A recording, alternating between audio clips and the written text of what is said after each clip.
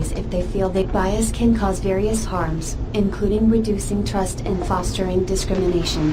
When individuals believe they are facing discrimination or perceive it, it can adversely impact their commitment, job satisfaction, and create workplace tension. Bias also contributes to underrepresentation, such as women and men in non-traditional fields like engineering, farming, or teaching. Stigma and stereotypes often hinder breaking through these norms. Moreover, bias can lead people to self-select out of certain careers or job opportunities if they feel they won't fit in due to prevalent traits in teams or management. It can also contribute to uncomfortable conversations within and groups, making it challenging for individuals from outgroups to engage in these discussions.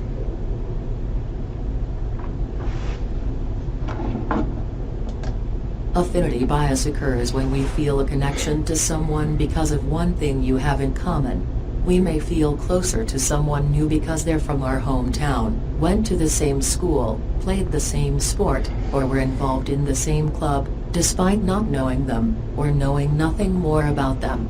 Some people backpacking overseas say they've looked for a Canadian flag sewn onto a backpack to find a fellow Canadian, and often will forge a friendship based on that sense of safety in finding another Canadian. Attribution bias is factoring in one attribute, or trait, you know of someone and assuming you know the rest of their story.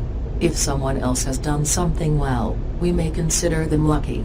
If someone owns something luxurious, we may consider them successful.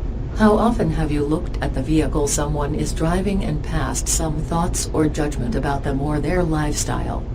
If you're driving around town and a zippy little red sports car convertible speeds past you, you may think you know the rest of the story about that driver.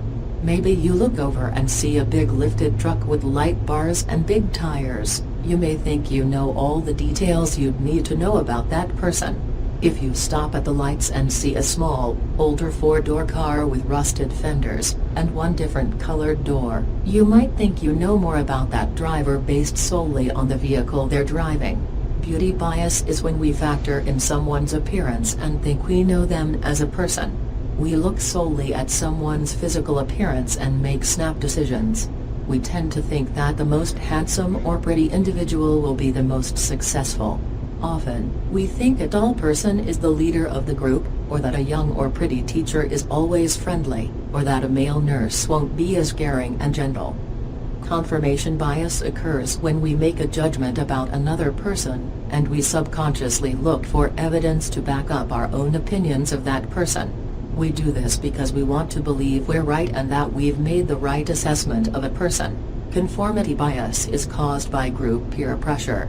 This is especially important if you've ever been part of an interview panel, especially if your manager or supervisor is a part of the process. You might not want to be the lone voice in support of a candidate the rest of the group wasn't as interested in. The pressure to conform may also have you second-guessing your choice, like maybe. Please complete the exercise on page 10 of your handbook. What are some of the ways to mitigate affinity bias in our own lives? Sit with someone new on your coffee or lunch break when you're at your child's sports game. Change up who you sit with and start a conversation. Look for ways to invite others to committees, meeting, projects, etc. Talk to different neighbors on your street when you're out for a walk.